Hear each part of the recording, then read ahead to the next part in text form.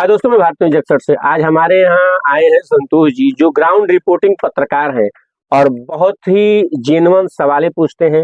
और हर गांव में आज के डेट में अगर माने तो इस क्षेत्र में हमारे यहाँ इनके जैसा रिपोर्टर जो कि खुले दिल से और जो सवाल ये पूछ लेते हैं हर आदमी नहीं पूछ पाता, हर पत्रकार नहीं पूछ सकता। आइए इनसे पूछते हैं कि लोकसभा चुनाव का 24 का क्या आंकड़ा है गाजीपुर का, और कौन भारी है, क्या अफजाल अंसारी सिंपैथी वोट बटोर पाएंगे या सिन्हा जी बाजी मार लेंगे। बताइए संतोष जी, क्या हाल है गाजीपुर लोकसभा का। पहले तो वो कर दीजिए कि हमारे चैनल आपका स्वागत है, ताकि आपका चैनल का वो बढ़ेगा ना। आपका चैनल बहुत स्वागत संतोष जी, ताकि आपका चैनल का बढ़ेगा रिव्यू आप से। अरे तो हम बोल देंगे डायरेक्ट, तो फिर आप किससे उसको अच्छा कट करेंगे? उससे का मतलब कट करेंगे, ठीक मार दो, हटा दो। नहीं नहीं वो कट ले जाएगा। चला हाय दोस्तों, भारतीय जगसठ में आप सभी का स्वागत है। आज हम लोग आए हैं, संतोष जी हमारे यहाँ आए हमारे चैनल में, जो कि बहुत ही वरिष्ठ और अच्छे पत्रकार हैं जो ग्राउंड रिपोर्टिंग करते हैं। और एक तरफ से माने तो इनके जैसा इस क्षेत्र में पत्रकार बहुत ही कम मिलेंगे जो कि ग्राउंड रिपोर्टिंग और बेधड़क सवाल पूछने वाले। तो हम जानेंगे 2024 का लोकसभा चुनाव के बारे में कि भाजपा बाजी मारती है कि सपा बाजी मारती है कि अफजाल अंसारी सिंपैथी वोट बटोर लेंगे। तो क्या लगता है आपको संतोष जी कि अफजाल अंसारी परिवार फिर इस बार बाजी मार लेगा? सबसे पहले तो आपका बहुत बहुत धन्यवाद, और दर्शकों का भी, जो आपने हमें इस काबिल समझा अपने चैनल में आने के लिए। और जिस तरह से आपने जो बातें शुरू में कही कि अफजाल अंसारी इस बार गाजीपुर लोकसभा बाजी मार जाए, क्योंकि देखिए अगर ये देखा जाए कि इससे पहले जब मुख्तार अंसारी का निधन नहीं हुआ तब की बात, तो तब तक तो कुछ चीजें ठीक थी, क्योंकि अभी भी बीजेपी पार्टी की तरफ से कोई उम्मीदवार तो है नहीं है। हालांकि ये बातें खुल के आ रही है कि मनोज सिन्हा जी को टिकट दिया जाएगा, ये भी आ रही है, अभी ये क्लियर नहीं हुआ। कहीं ऐसा नहीं है कि सिन्हा जी संतोष जी भाजपा डर गई है अंसारी परिवार से, इसलिए कैंडिडेट नहीं उतार रही है? नहीं, ऐसी कोई बात नहीं, डरने की कोई बात नहीं। तो भाजपा अभी तक कैंडिडेट क्यों नहीं उतारी है? क्योंकि देखिए अगर डरने की बात होती तो लगातार आप देख रहे हैं जिस तरीके से केंद्र में सरकार जो बनने भी थी 2019 में नहीं बनी सरकार, कहीं ना कहीं कुछ कमियां थी, है ना। तो डरने का तो सवाल बिल्कुल नहीं है, आपका ये सवाल था, डरने का तो बिल्कुल सवाल नहीं है। और रही तो लोकसभा प्रत्याशी क्यों नहीं उतार रहा है? देखिए लोकसभा प्रत्याशी न उतारना, देखिए अफजाल अंसारी कहीं ना कहीं वोट तो है, तो जिस तरीके से 2019 में जब बीजेपी पार्टी की तरफ से मनोज सिन्हा जी को टिकट दिया गया तो उस समय जलवा था, ऐसी बात नहीं है, गाजीपुर में पूरी तरह से जलवा था कि मनोज सिन्हा जीत रहे हैं। लेकिन जब भाजपा की तरफ से अफजाल अंसारी को टिकट दिया गया था, हालांकि गठबंधन की सरकार थी, गठबंधन में जुड़े हुए थे, लेकिन जिस तरीके से वो हरा दिए उनको मनोज सिन्हा जी को अफजाल अंसारी, तो ये अब इस समय वही बीजेपी पार्टी कह सकते हैं तो खतरा नहीं मोलना चाहती है। मतलब कि झटके से कोई चेहरा दिखा दे, एकाएक कोई चेहरा को टिकट फट से दे दे, तो वो चाहती है कि सोच समझ के परख करके, क्योंकि देखिए गाजीपुर का जानते हैं कि अभी चुनाव होने में बहुत समय है ना, तो इसीलिए वो समय ढूंढ रही है। और समय की बात छोड़िए, वो एक ऐसा दमदार चेहरा है ना जो अफजाल अंसारी को पूरी तरह से परास्त कर दे। और एक बात मैं बता दूं कि 2019 के चुनाव में मनोज सिन्हा जी जीते थे, आप ये बात नहीं मानेंगे, आप सोचेंगे वो हारे थे, नहीं, वो जीते थे। कैसे? क्योंकि अगर जब गठबंधन की सरकार नहीं रहती, भाजपा में अगर गठबंधन सरकार नहीं जुड़े होते तो मनोज सिन्हा का वोट होता। फिर भी 5,65,000 वोट से चुनाव वो जीते थे। ठीक है, मैं मानता हूँ, लेकिन अकेले लड़के दिखाएं इस बार तो अगर आप हाँ ठीक है, लेकिन फिर भी वही ना बात है, अकेले लड़के दिखा दें गाजीपुर में कि जीत जाए। हाँ, लेकिन ये जो मैं बात शुरू में कहा आपसे कि मुख्तार गठबंधन का प्रभाव नहीं पड़ेगा क्या? देखिए असर तो पड़ेगा, ऐसी बात नहीं है। और असर मेन चीज का मैं बता रहा हूँ किस चीज का, जो शुरू में जो मैं बात कहा कि मुख्तार अंसारी के निधन, ये जो बीच में जो चुनावी बीच में जो ये घटना हो गई ना, बीजेपी पार्टी के लिए तो मुश्किल तो हुई है कहीं ना कहीं, क्योंकि जिस तरीके से जो बात आपने कहा, जो ग्राउंड रिपोर्टिंग, गाजीपुर में फिर भाजपा तैरती रह जाएगी कि बाजी मार के देखिए अभी तो कुछ कहा नहीं जा सकता है, हम्म, अभी कुछ क्लियरली नहीं कह सकते हैं, लेकिन ये है कि जो गलतियां गाजीपुर वाले, गाजीपुर की जो जनता थी 2019 में किए थे, वो शायद इस बार न करें, अगर विकास चाहते हैं तब। क्योंकि जिस तरीके से आप भी देख रहे हैं, रोड कम रेल रोड जो ब्रिज बना। अच्छा, इससे पहले आप देखिए, आप खुद भी, आपकी जितनी उम्र हो गई होगी, हालांकि हमसे ज्यादा एजेड है, सीनियर आप हैं, लेकिन जिस तरीके से आप देखें गाजीपुर में, आप याद कीजिएगा कि अगर आपको रेवतीपुर जाना होता था, गाजीपुर जाना होता था, तो आप कमर भर गड्ढे में होकर के जाते थे गाड़ी लेकर के। याद कीजिए वो दिन।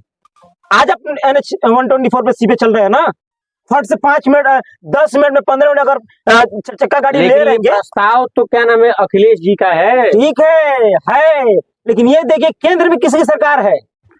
केंद्र में सरकार भाजपा की है, ये बात हम एग्री करते हैं, इस बात को मानते हैं, लेकिन प्रस्ताव तो उन्हीं का है। काम तो मान लीजिए उनका सरकार नहीं बन पाया यूपी में, लेकिन काम तो स्टार्टिंग उन्हीं का है। अच्छा, आप सोचिए कि यूपी में सरकार क्यों नहीं बन पाई, यही बात बताइए, आप यूपी में सरकार क्यों कहीं ना कहीं विफलता थी, उसके वजह से नहीं बन पाई। अब इसको हम ऐसे कैसे कर सकते क्योंकि हैं? लोग अब विकास की तरफ जा रहे हैं। हाँ, लेकिन देखिए, आप अगर ये चीज देखेंगे तो मैं किसी पार्टी की बात नहीं कर रहा हूं, ना ही बीजेपी पार्टी, ना ही गठबंधन की, नहीं किसी की, लेकिन अब लोग ये समझ जरूर गए हैं कि अगर विकास चाहते हैं तब, जिस तरीके से पिछली बार भी चुनाव बीजेपी पार्टी जीती केंद्र में, गाजीपुर तो हार गई है। ठीक है, एक सीट से क्या होता है?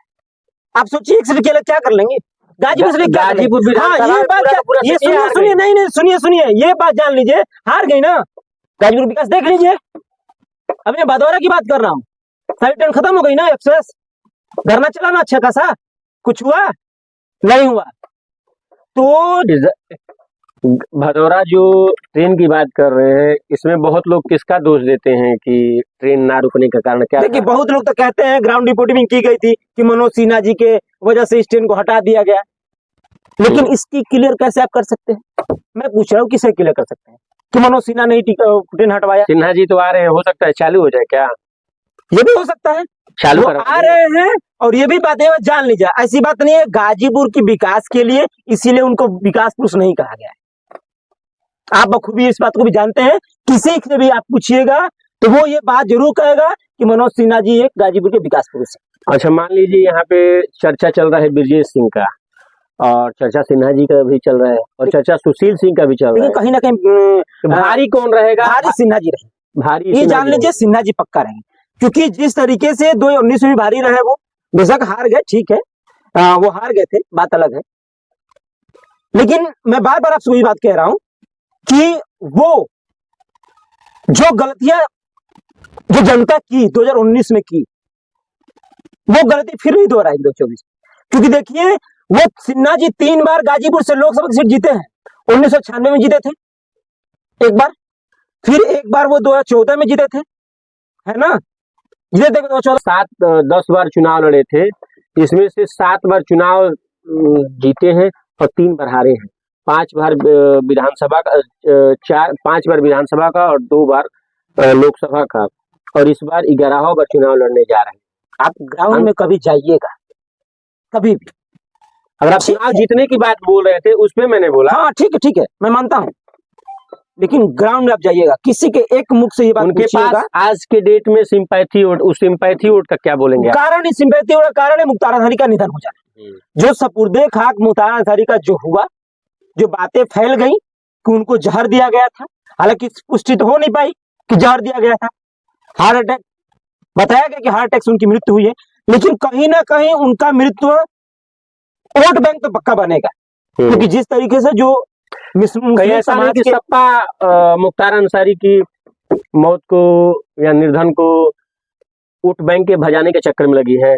नहीं, देखिए वोट बैंक, क्योंकि सुनिए, इससे पहले इसमें देखिए, अभी हाल ही में ओवैसी भी आए थे, MIM के जो राष्ट्रीय अध्यक्ष थे, अखिलेश जी भी आए थे, धर्मेंद्र जी भी आए थे। आने का कारण है ना, टिकट तो दिए हैं वो, अपना टिकट दिए हैं अंसारी जी को ना। अब अगर जी बजा लिया और टिकट नहीं दिए पहले भी तो टिकट था। ठीक है, टिकट बासपा से था उनको ना, अफजल अंसारी को टिकट गठबंधन था ना, हालांकि थे तो बासपा से, वो पहले भी आ सकते थे ना, वो पहले भी आ सकते ना, आ सकते थे। एमआईएम के ओवैसी के आने से पहले भी जो ओवैसी जी आए उससे पहले भी आ सकते थे। ओवैसी जी के आने के बाद ही क्या है अखिलेश जी आए। देखिए अगर देखा जाए ना तो ये जो राजनीतिक पूर्वांचल में कुछ ग्राफ लोकसभा में मुख्तार अंसारी के एक्सपायर होने देखिए के बाद उठेगा मैं कह रहा हूँ बढ़ेगा, मैं कह रहा हूँ कि बढ़ेगा, क्योंकि मैं बार बार कह रहा हूँ आपको कि बढ़ेगा इसलिए क्योंकि मुख्तार अंसारी का जब निधन हुआ लोग कहीं ना कहीं प्रभावित हुए।